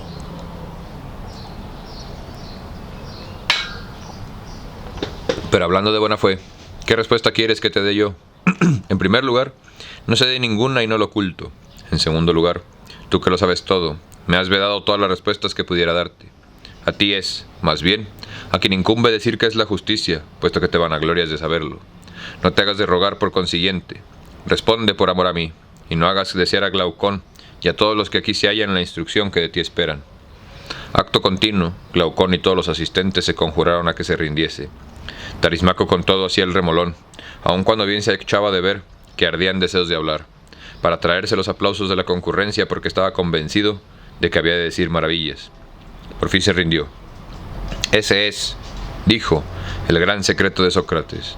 No quiere enseñar nada a los demás, mientras que se va mendigando ciencia por todas partes, sin agradecer a nadie. Tienes razón, Tarismaco, al decir que aprendes gustosamente de los demás, pero te equivocas cuando dices que en algún modo se los agradezco. Les doy muestras de mi reconocimiento en cuanto está en mi poder. Aplaudo, eso es todo lo que puedo hacer, toda vez que carezco de dinero. Ya verás que de buena gana aplaudo aquello que me parezca bien dicho. Así que hayas respondido tú, porque estoy seguro que tu respuesta ha de ser excelente. Óyeme pues, digo que la justicia no es otra cosa sino aquello que es ventajoso para el más fuerte. Vamos, ¿por qué no aplaudes? Bien sabía yo que no habías de hacer tú tal cosa. Espera, por lo menos a que haya comprendido tu pensamiento, porque todavía no lo entiendo. Por lo que dices, la justicia es aquello que es ventajoso para el más fuerte. ¿Qué entiendes por eso, Tarismaco? ¿Quieres decir que porque el atleta Polidamas sea más fuerte que nosotros, y porque sea ventajoso para el mantenimiento de sus fuerzas comer carne de buey, haya de ser análogamente ventajoso para nosotros comerla también? Eres un burlón, Sócrates, y solo buscas echar a mala parte todo lo que se te dice. ¿Quién? ¿Yo? Nada de eso. Pero por favor explícate más claramente. ¿No sabes que los estados o son monárquicos, o aristocráticos, o populares? Sí que lo sé. ¿No es el más fuerte aquel que gobierna en cada estado? Evidentemente. ¿No hace cada cual de ellos leyes en provecho suyo? El pueblo leyes populares, el monarca leyes monárquicas, y parejamente los demás. Y una vez hechas esas leyes, ¿no declaran sus autores que la justicia para los gobernados consiste en observar esas mismas leyes? ¿No castigan a aquel que las transgrede, como culpable de una acción injusta? Ahí tienes cuál es mi pensamiento. En cada estado, la justicia no es sino el provecho de aquel que tiene en sus manos la autoridad, y es, por ende, el más fuerte. De lo cual se sigue para todo el hombre que sepa razonar, que donde quiera que sea, la justicia y lo que aprovecha al más fuerte son la misma cosa. Ahora comprendo lo que quieres decir. Si eso no es cierto, es lo que voy a tratar de examinar ahora. Tú defines la justicia como aquello que es provechoso. No obstante, haberme prohibido que la definiese así, verdad es que añades lo que es provechoso para el más fuerte. No siento más que eso. Todavía no sé si es mucho o no. Lo que sé es que hay que ver si lo que dices es cierto o no. Convengo contigo en que la justicia es algo provechoso, pero tú agregas que solamente lo es para el más fuerte. Eso es lo que yo ignoro, y lo que es preciso examinar. Examínalo, pues. Ahora mismo, respóndeme. ¿No dices que la justicia consiste en obedecer a aquellos que gobiernan? Sí, pero los que gobiernan en los diversos estados, ¿pueden equivocarse o no? Pueden equivocarse en efecto, así cuando instruyan las leyes. Unas serán bien instruidas y otras mal. Tal creo, es decir, que unas serán provechosas para ellos y otras perjudiciales, desde luego, y con todo, los súbditos habrán de observarlas, y en eso consiste la justicia. ¿No es así? Sin duda. Según eso, es justo en tu opinión hacer no solo aquello que es provechoso, sino aquello que redunda en prejuicio del más fuerte. ¿Qué estás diciendo? Ni más ni menos que lo que tú mismo dices. Pero examinemos más determinadamente una cosa. ¿No has convenido conmigo en que los que gobiernan se equivocan, a veces en lo que atañe a su interés, en las leyes que imponen a sus súbditos, que es justo para estos hacer sin distinción alguna todo aquello que se les ha ordenado? Conviene en ello efectivamente. Confiesa pues, igualmente, que al decir que es justo que los súbditos hagan todo aquello que se les ordena, han convenido en que la justicia consiste en hacer lo que es más nocivo para los que gobiernan, es decir, para los más fuertes, en el caso en que, sin querer, dispongan algo que vaya contra de sus intereses. Y no habrán que concluir de esto, sapientismo, tarismaico, que es justo hacer todo lo contrario que al que al principio decías, puesto que lo que se ordena al más débil es perjudicial para el más fuerte. Sí, Sócrates, evidente es lo que dices, interrumpió Polemarco. Sin duda, intervino Clitofón, toda vez que contamos con tu testimonio, y que faltase algún testimonio si Tarismaco conviene en que los que gobiernan disponen a veces cosas contrarias que su propio interés, y que aun en este caso es justo que sus súbditos obedezcan. Tarismaco dijo esto a Clitofón. Ha dicho únicamente que es justo que los súbditos hagan aquello que les he ordenado, pero además ha añadido que la justicia es aquello que es provechoso para el más fuerte. Después de asentar estos dos principios, ha quedado de acuerdo en que los más fuertes dan a veces leyes contrarias a sus intereses. Ahora bien, síguese de esas confesiones que la justicia no es ya ni lo demás redunda, es en provecho, ni lo que es más desventaja del más fuerte, pero es que lo que Tarismaco ha entendido por provechoso para el más fuerte es aquello que el más fuerte considera que redunda en beneficio suyo. Ha pretendido que eso es lo que debe hacer el más débil, y que en eso consiste la justicia. No se ha expresado así Tarismaco, poco importa. Polemarco, dije yo, si Tarismaco recibe como suya esa explicación, como tal aceptaremos nosotros. Dime pues, Tarismaico, ¿entiendes así la definición de lo que has dado de la justicia? ¿Quieres decir que es lo que el más fuerte creo que recunde en provecho suyo, engáñese o no? Yo, en absoluto. ¿Crees que llamo fuerte al que se equivoca, en tanto que se equivoca? Creí que era lo mismo que decías al confesar que los que gobiernan no son infalibles y que a veces yerran. Eres un psicofante, y tal como quieres atribuir a mis palabras un sentido que no tienen, calificas de médico a aquel que se engaña respecto de los enfermos, en tanto que se equivoca, o de calculador a aquel que yerra con un cálculo en tanto que se engaña. Verdad es que se dice, el médico, el calculador, el gramático, se ha equivocado, pero ninguno de ellos se equivoca en tanto que es lo que decimos que es. Y rigurosamente hablando, puesto que es así como que hay que proceder contigo, ningún artista se equivoca, porque no se equivoca en tanto su arte no le abandona, y en abandonándole ya no es tal artista. Se equivoca porque no se equivoca en tanto otro tanto ocurre con el sabio y con el hombre que gobierna, aun cuando el lenguaje usual se diga, erró el médico, el gobernante se ha equivocado. He aquí, pues, mi respuesta precisa. El que gobierna, considerado como tal, no puede equivocarse. Aquello que dispone siempre lo más provechoso para sí, y aquello es lo que se debe hacer. Todo a que él está sujeto. Así es cierto, como al principio dije, de la justicia consiste en hacer aquello que es más provechoso para el más fuerte. ¿Crees que soy un psicofante en tu opinión? Sí que lo eres. ¿Crees que he tratado de tenderte lazos con interrogaciones capciosas? Bien, lo he advertido, mas nada conseguirás con ello. Acabo de ver tus sutilezas, y por lo mismo no lograrás vencer en la discusión. No quiero tenderte ningún lazo, mas, para que nada semejante ocurra desde ahora, dime si hemos de entender con arreglo al uso común, o con la más extremada precisión de las expresiones. El que gobierna, el más fuerte, aquel cuyo provecho constituye, como decías, la norma de lo justo por el más débil, deben tomarse en todo rigor.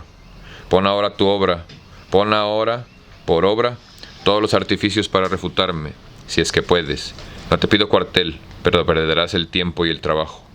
¿Me crees tan insensato para que trate de esquilar a un león y de calumniar a Tarismaco? Ya lo intentaste, y te salió fallido el intento. Continuemos. La República de Platón.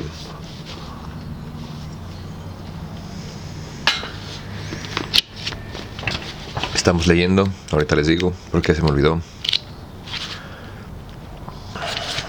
El libro primero. La República o de lo Justo. Sócrates, Glaucón, Polemarco, Trasimaco, Adimante, Céfalo, Clitorofón son los interlocutores. La escena de este diálogo contado por Sócrates transcurre en el Pireo, en casa de Céfalo. Ok. Continuemos, queridos amigos y queridas amigas. Acabamos con esto y respóndeme. El médico, rigurosamente considerado, tal como tú acabas de definirlo, ¿es el hombre que trata de enriquecerse o le guía algún otro móvil que el de curar a los enfermos? No otro móvil sino este. Y el piloto, quiero decir, el auténtico piloto, es marinero o jefe de marineros. Jefe de estos es. Poco importa que, como ellos se encuentren en el mismo barco, no por eso es marinero, porque no por ir a la mar es piloto, sino que lo es a causa de su arte y de la autoridad que sobre los marineros posee. Así es, no poseen uno y otro, no guía así al uno como al otro un interés peculiar.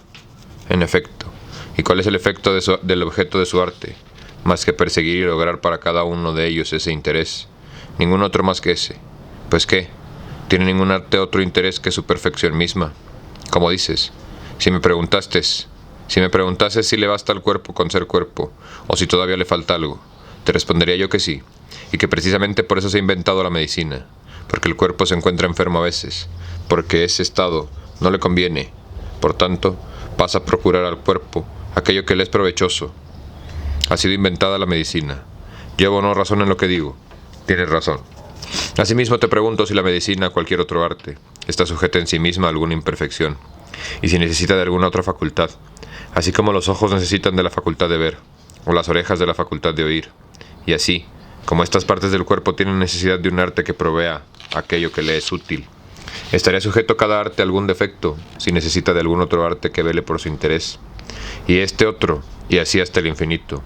O bien cada arte se basa por sí mismo a su propio interés, o más bien, no necesita para ello ni de sí mismo ni del auxilio de ninguno otro, siendo por su naturaleza misma exento de todo defecto y de toda imperfección, de suerte que no tenga otra finalidad del provecho de aquello que es aplicado, mientras que él mismo, pertenece íntegro en todo su punto, sano y perfecto tanto tiempo cuanto conserve su esencia como propia. Examina rigurosamente cuál de esas dos opiniones sea más cierta. La última. Según eso, la medicina no piensa en su interés, sino en el del cuerpo. Solo en el del cuerpo. En efecto, otro tanto ocurriría con la equitación, que no se interesa en sí misma, sino en los caballos, y con las otras artes que, no necesitando de nada para sí mismas, únicamente se ocupan del provecho de aquello a que se aplican. Así es como dices, pero es, Tarismaco, que las artes mandan sobre sus súbditos. Trabajo me cuesta estar de acuerdo contigo en este punto. No existe entonces arte ni ciencia alguna que se proponga ni que ordene aquello que sea más provechoso para el más fuerte. Todas ellas tienen como finalidad el interés del sujeto, el del más débil. Quiso replicar, al pronto, pero al cabo se vio obligado a admitir en ese extremo lo mismo que el anterior. Así, le dije, el médico en cuanto tal médico no se propone ni ordena aquello que redunda en el provecho suyo, sino lo que vaya en provecho del enfermo, porque ya hemos convenido en que el médico, en cuanto médico, gobierna el cuerpo y no es mercenario. No es eso, convino en ello, y que el verdadero piloto no es marinero, sino jefe de los marineros. Lo reconoció a sí mismo. Semejante piloto no tendría presente, pues, si ordenara aquello de que resulte provecho para él, sino aquello que vaya en beneficio de sus súbditos, es decir, de los marineros. Lo confesó, aunque no sin trabajo. Por consiguiente, Tarismaco, todo hombre que gobierne, considerado como tal, y de cualquier orden que su autoridad sea, no se propondrá jamás en aquello que se ordene, su interés propio, sino el de sus súbditos. A este fin tiende, para procurarles todo cuanto les sea conveniente y provechoso, dice todo lo que dice, y hace todo lo que hace.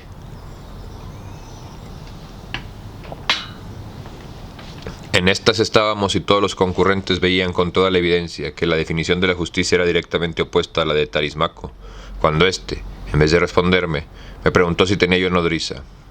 No valdría más que me respondieses, le dije, que no dirigirme semejante pregunta. Es una lástima que así te amohine mi pregunta, y que te irrites así. Verdaderamente te hace falta una nodriza, puesto que ni siquiera sabes que sean rebaños, ni que un pastor. ¿Quieres decirme a qué viene esto?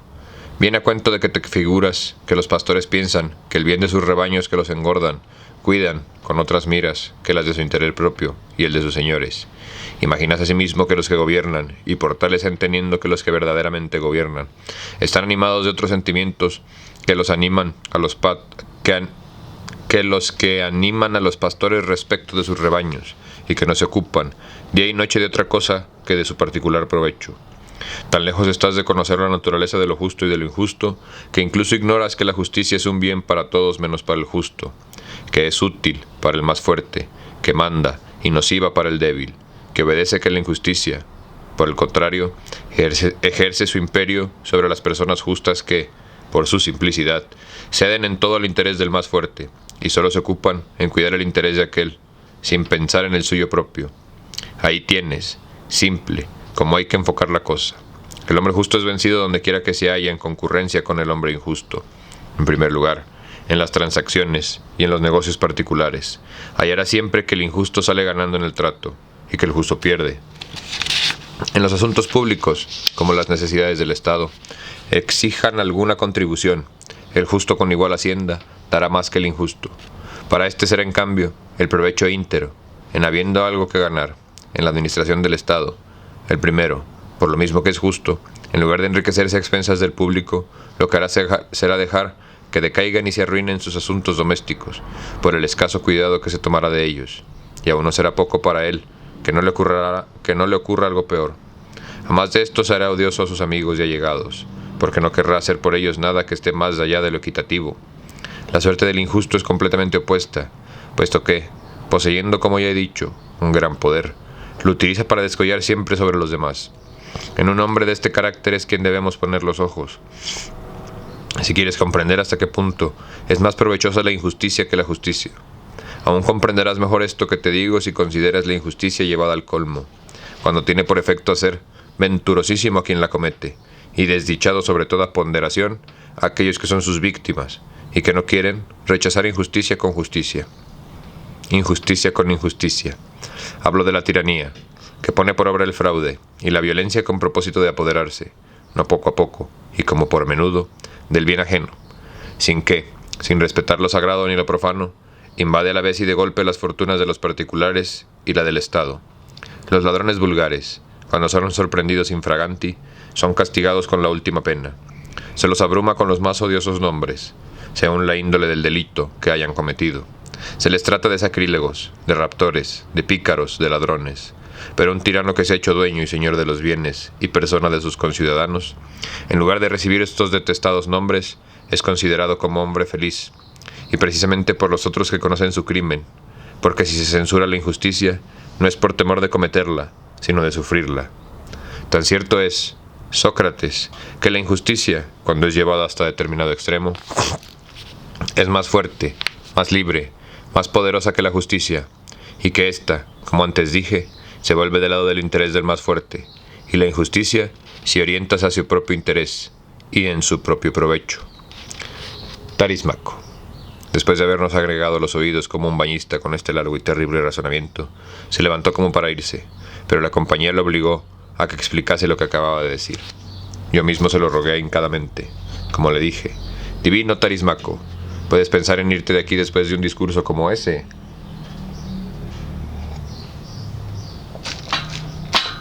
No es preciso que antes sepamos, por ti, o que tú mismo veas, si la cosa es, en efecto, como dices, es que crees que el punto sobre que hemos de emitir nuestro laudo tenga tan propia importancia. No se trata de decidir qué regla de conducta haya de seguir cada uno de nosotros a fin de gozar en vida de la mayor ventura posible. ¿Quién os ha dicho que yo pensase de otra manera?, dijo a esto Tarismaco. Me parece que no te preocupas ni un poco ni mucho de nosotros, y que poco te importa que vivamos dichosos o no, sin ser instruidos en lo que tú pretendes saber. Instrúyenos, por favor, que seguro puedes estar de que no has de dar con ingratos. Por lo que a mí se refiere, he de declararte que no pienso como tú, y que jamás me convencerá nadie de que sea más provechoso ser malvado que hombre de bien, ni aun teniendo poder para hacerlo, todo impunemente. Sí, Tarismaco, si aun cuando el malvado tenga poder para hacer el mal con violencia o con habilidad, nunca creeré que sea preferible su estado al del hombre justo. Quizá no sea yo el único que aquí piensa de esta manera. Demuéstranos, pues, por modo decisivo, que erramos al preferir la justicia en la injusticia. ¿Y cómo quieres que te pruebe yo semejante cosa? Si todo lo que te llevo dicho no te ha convencido, ¿qué más puedo hacer yo por ti? ¿Habré de hacer entrar en la fuerza en tu espíritu mis razones? No, por Zeus. Lo que has de hacer antes de nada es atenerte a aquello que alguna vez hayas dicho, y si introduces alguna mudanza en ello, hazlo abiertamente y no trates de sorprendernos. Porque volviendo sobre lo que más queda haber dicho, bien ves, Tarismaco, como después de haber definido al médico con la mayor precisión posible, no te has creído capaz de darnos con la misma exactitud una definición del auténtico pastor. Nos has dicho que el pastor, en cuanto pastor, no se cuida de su rebaño por el mismo rebaño, sino al modo que un cocinero que lo ceba para un banquete, o como un mercenario que quiere sacar de él dinero. Ahora bien, eso es contrario a su profesión de pastor, cuya única finalidad consiste en procurar el bien del rebaño que le es encomendado, porque en tanto que la tal profesión conserva su esencia, es perfecta en su género, y con eso tiene todo aquello que necesita. Por la misma razón creía yo que estábamos obligados a convenir en que toda administración, así pública como particular, se ocupaba únicamente del bien de aquella cosa que le estuviese encomendada. Piensas, en efecto, que aquellos que gobiernan los estados, quiero decir, aquellos que son propiamente merecedores de ese título y que cumplen los deberes que emparejados lleva, se hallen a gusto con el mando? Que si lo creo, seguro estoy de ello. ¿No has observado, Tarismaco, en lo que a los cargos públicos se refiere, que nadie quiere ejercerlos por sí mismos, sino que todos exigen un salario a trueque de su ejercicio, convencidos de que tales cargos solo resultan útiles por su propia índole a aquellos para quienes son ejercicios? Y dime, por favor, ¿no se distinguen unas artes de otras por sus diversos efectos? Respóndeme con arreglo a tu pensamiento si quieres que convengamos en algo. Por la diversidad de sus efectos se distinguen. Ciertamente, cada una de ellas procura a los hombres, por tanto, un beneficio que solamente es propio de ella. Así, la medicina procura la salud, el arte del piloto la seguridad en la navegación, y a este tenor las demás artes. Sin duda, ¿y cuál es el beneficio del arte del mercenario sino el salario? Porque ese es su efecto propio. Confundes en un solo arte de medicina y arte de pilotar. O, si quieres seguir usando de términos precisos, como al principio has hecho, dirás que el arte de pilotar y la medicina sean la misma cosa. Si ocurre que el piloto recobre la salud ejerciendo su arte, porque le sea saltífero andar en el mar. Nada de eso, pues tampoco dirás que el arte del mercenario y del médico sean la misma cosa, porque el mercenario se halle bien a salud al ejercer su arte. Tampoco diré tal cosa, ni que la profesión del médico sea la misma que la del mercenario, porque el médico exija cierta recompensa por la curación de los enfermos. Tampoco. No hemos quedado en que cada arte posee su particular ventaja. Sea como dices, si existe un beneficio o ventaja común a todos los artistas, evidente será, desde luego, que solo podrá venirles la ventaja de un arte que todos ellos añadan a aquel que cada cual practique. Es posible, decimos pues, que el salario que todos los artistas perciben les viene de su condición de mercenarios. Sea así, no será de su arte de donde el salario les venga, sino que, para expresarnos con justeza, habremos de decir que la finalidad de la medicina consiste en devolver la salud, la de la arquitectura en construir casas, y que si ello resulta un salario para el médico o para el arquitecto, es porque, por añadidura, son mercenarios. Lo mismo ocurre con las demás artes. Cada una de ellas produce su efecto propio, siempre en provecho de aquello a que se aplica. ¿Qué beneficio obtendría de su arte en efecto un artista si lo ejerciese gratuitamente? Ninguno. ¿Dejaría de ser útil su arte? No lo creo. Resulta por tanto evidente, una vez más, que ningún arte, ninguna autoridad, apunta a su propio y exclusivo interés, sino, como ya queda dicho, al interés de su súbdito o sujeto, es decir, al del más débil y no al del más fuerte. Por eso, es por lo que he dicho, Tarismaco, que nadie quiere gobernar ni curar gratuitamente los males ajenos, sino que exige recompensa por ello, porque si alguno quiere ejercer su arte como es debido, ninguna recompensa resulta para él del mero ejercicio de ese arte, porque todo el provecho es para su sujeto. Fuerza ha sido, pues, para decidir a los hombres que asumiesen en el mando, ofrecerles alguna recompensa, como dinero, honores o algún castigo si rehúsan hacerse cargo de dicho mando.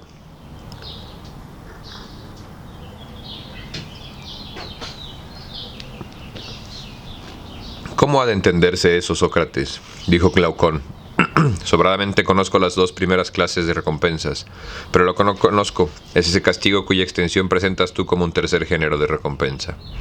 No conoces, según eso, la recompensa de los hombres sensatos, aquella que les determina tomar parte en los negocios. No sabes que ser interesado o ambicioso es cosa vergonzosa y como tal recibida. Sí que lo sé, pues por eso no quieren los hombres avisados a intervenir en los negocios con propósito de enriquecerse en ellos, porque temerían ser considerados como mercenarios, si exigieran francamente algún salario a cambio del mando, o como ladrones, distrajeran secretamente en su propio provecho los fondos públicos. Tampoco ponen la mira en las honras, porque no son nada ambiciosos. Preciso es, por tanto, que se determinen a tomar parte en el gobierno, por algún poderoso motivo, como es el temor al castigo. Y por eso es, según todas las trazas, por lo que se considera como cosa vergonzosa el hacerse cargo espontáneamente de la administración pública, sin ser ellos forzados. Ahora bien, el mayor castigo para el hombre de bien, cuando se niega a gobernar a los demás, consiste en ser gobernado por otro hombre peor que él.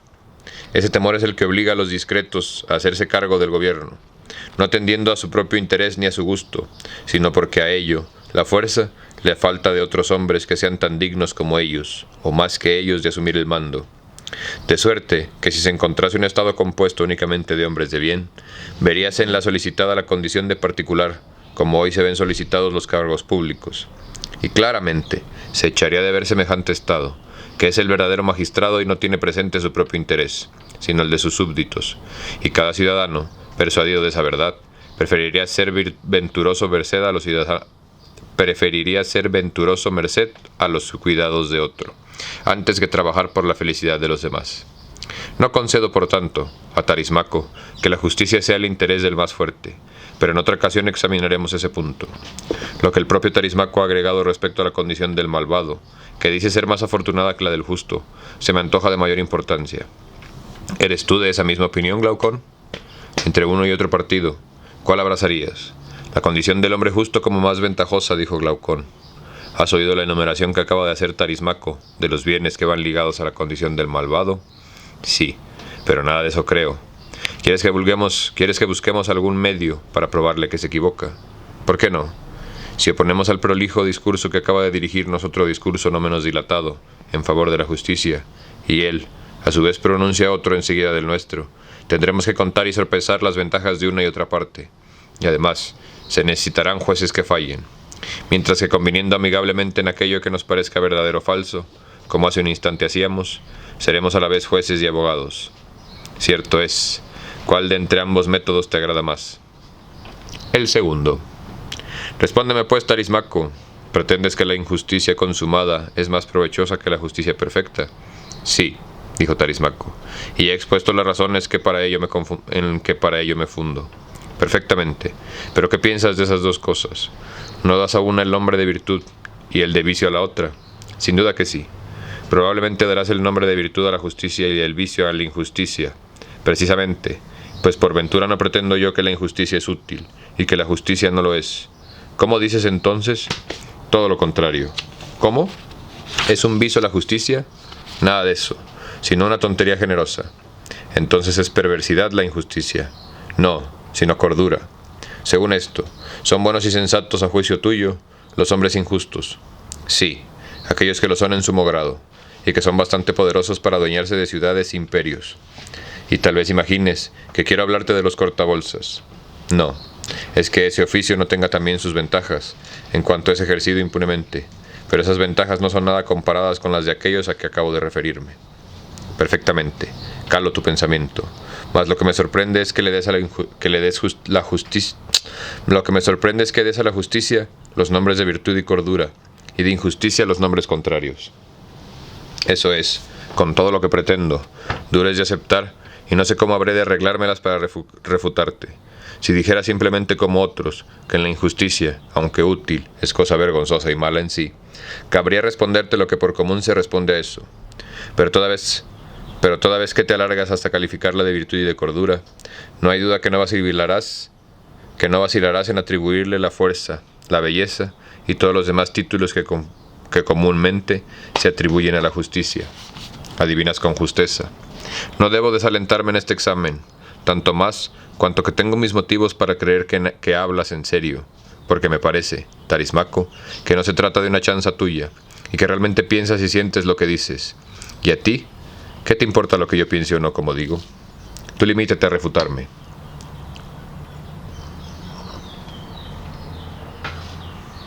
Poco me importa, desde luego, mas permíteme que te dirija una nueva súplica. ¿Querría llevar ventaja en cualquier cosa del hombre justo a otro justo? Desde luego que no. De no ser así, no sería tan complaciente ni tan simple como yo le supongo. ¿Cómo? Ni siquiera en una acción justa, ni siquiera en eso. Querría cuando menos aventajar al injusto, y creería poder hacerlo justamente. Creería que podría hacerlo, y acaso quisiese, mas inútiles serían sus esfuerzos. No es eso lo que yo deseo saber. Solo una cosa te pregunto, y es, si no tendría la justa pretensión ni voluntad de aventajar a otro justo, sino solamente el injusto. Sí, tiene esa última pretensión. ¿Y querrá el injusto aventajar al justo en injusticia? Sin duda que sí, puesto que quiere aventajar a todo el mundo. Por consiguiente, querrá aventajar también en injusticia al injusto, y se esforzará por aventajar a todos. Seguramente. Así, el justo, diremos, no quiere aventajar a su semejante, sino a su contrario, mientras que el injusto quiere aventajar al uno y al otro. Muy bien dicho. El injusto es inteligente y diestro, y el justo ni una cosa ni otra. También eso es acertado. Asemejas entonces el injusto al hombre inteligente y el experto, y el justo no se le asemeja en nada, sin duda, puesto que aquel que es de tal o cual manera se asemeja a los que son lo mismo que él es, y aquel que no es así no se les asemeja. Perfectamente. Según eso, cada uno de ellos es como tal y aquellos a quienes se asemeja. Pues no te estoy diciendo que sí. ¿No dices, Tarismaco, que un hombre que es músico y de otro que no lo es? Sí. ¿Cuál de los dos es inteligente y cuál no? El músico es inteligente, el otro no lo es. El uno como inteligente es hábil, el otro es inhábil, por la razón contraria. Así es. ¿No ocurre lo mismo con respecto del médico? Sí. ¿Crees que el músico que templa su lira querría poner tensas o flojas las cuerdas de su instrumento más que otro músico? No. más de lo que las pondría un hombre ignorante en música, desde luego. Y el médico, en la prescripción de la bebida o de la comida, ¿querría aventajar a otro médico o exceder en el mismo arte que profesa? No. Y al aventajar al que no es médico, eso sí, examina sí, respecto de cualquier ciencia que sea. ¿Te parece que el hombre sensato quiera superar, en lo que dice y en lo que hace, a otro versado en la misma ciencia, o si solamente aspira a hacer lo mismo que en en las mismas ocasiones? Bien podría ser como dices. Y el ignorante, por el contrario, ¿no quiere aventajar al sabio o al ignorante? Posiblemente. Pero el sabio sensato, sí, es hábil, sí. Así que el que es hábil y sensato no quiere aventajar a su semejante, sino a su contrario. Tal parece. Mientras que aquel que es inhábil e ignorante quiere superar al uno y al otro. Sea. ¿No has confesado, Tarismaco, que el injusto quiere aventajar a su semejante y a su contrario? Eso he confesado. ¿Y que el justo no quiere aventajar a su semejante, sino a su contrario? Sí. ¿Asemejas el justo, el hombre sensato y hábil, y el injusto a aquel que es hábil, inhábil e ignorante? Puede que sí, pero ya hemos convenido en que uno y otro son tal como aquellos a quienes se asemejan. En eso convenimos. Evidentemente es, pues, que el justo es hábil y sensato, y el injusto, ignorante e inhábil. Tarismaco convino en todo esto, mas no tan fácilmente como yo lo refiero. Con infinito trabajo le arranqué estas confesiones.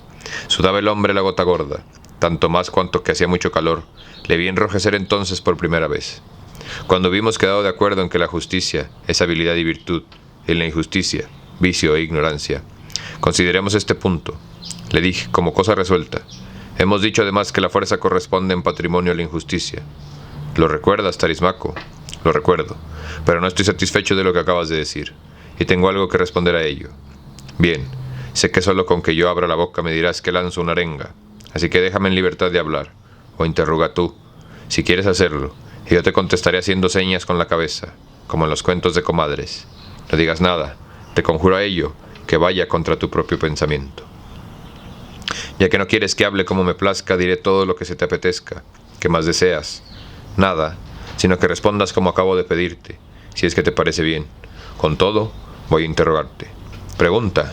Te pregunto, pues, para reanudar la ilación de nuestra disputa, ¿qué es la justicia en comparación de la injusticia?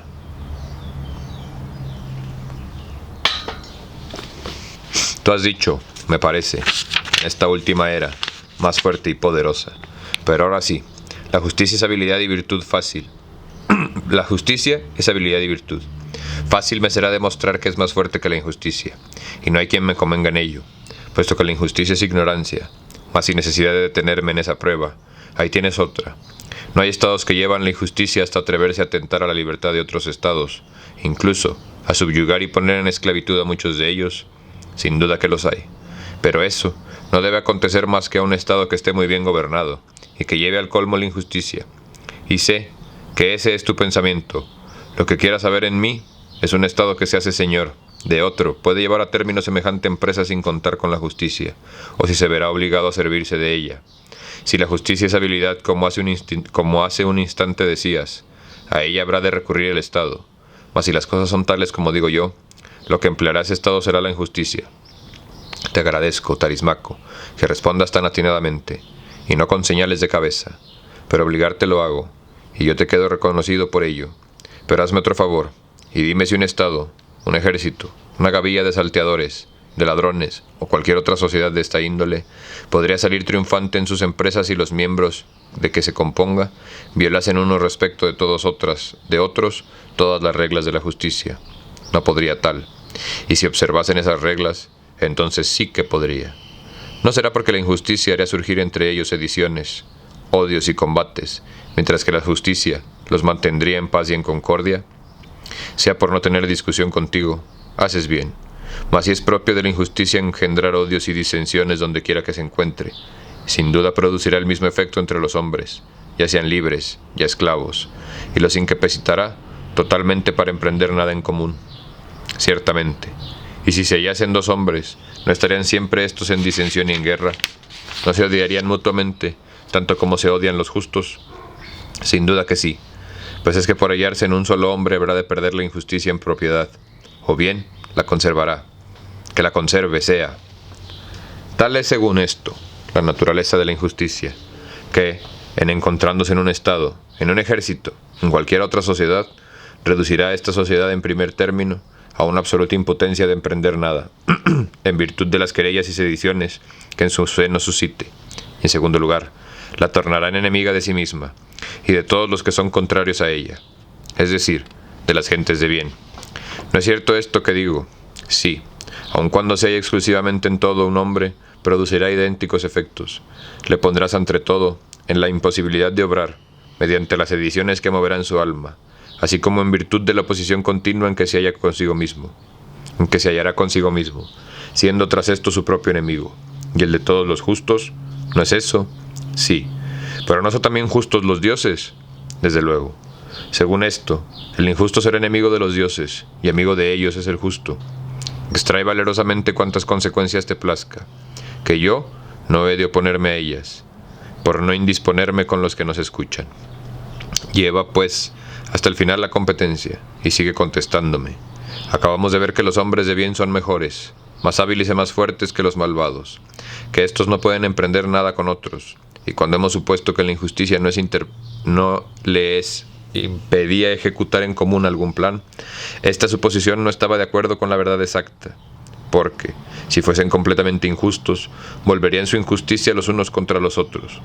Es evidente que conservan entre sí algún resto de justicia, que les impide perjudicarse recíprocamente mientras están perjudicando a los demás, y que, gracias a este resto de justicia, llevan la realización de sus propósitos, en rigor, a la injusticia quien les hace cometer criminales empresas, pero solo a medias son malos, puesto que aquellos que son del todo malvados e injustos se hallan también en absoluta impotencia de obrar. Así es como concibo yo la cosa, y no como tú la exponías al principio. Restamos examinar si la condición del justo es mejor y más dichosa que la del injusto. Motivos tengo para creerlo así, en vista de todo lo anteriormente expuesto.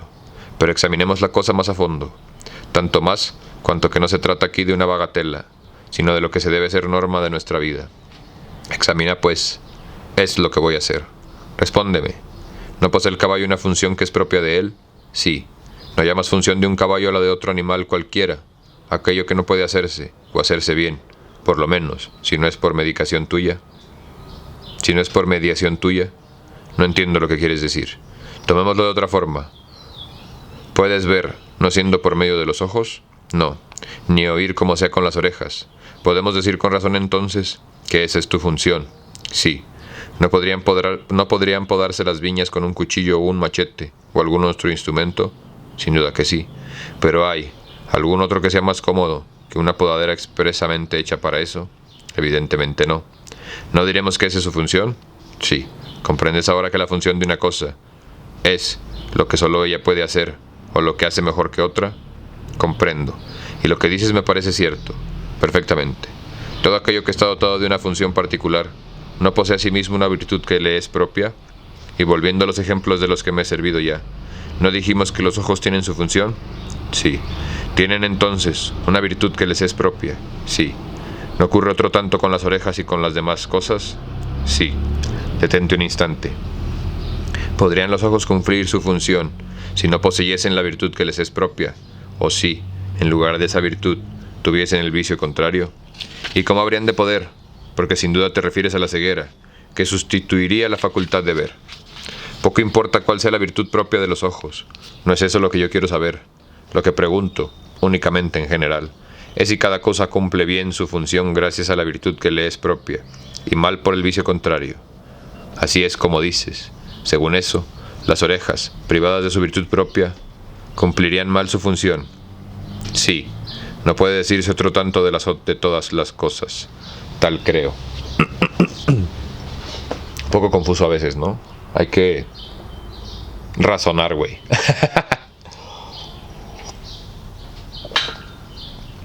Veamos ahora esto. No posee el alma su función, que ninguna otra cosa fuera de ella puede cumplir, como es pensar, regir, deliberar, y así sucesivamente. Cabe atribuir esas funciones a ninguna otra cosa que no sea el alma, y no tenemos derecho a decir que son propias de ésta. Cierto es. ¿No es la de vivir otras de las funciones del alma? Ciertísimamente. ¿No posee también el alma su virtud peculiar? Sin duda.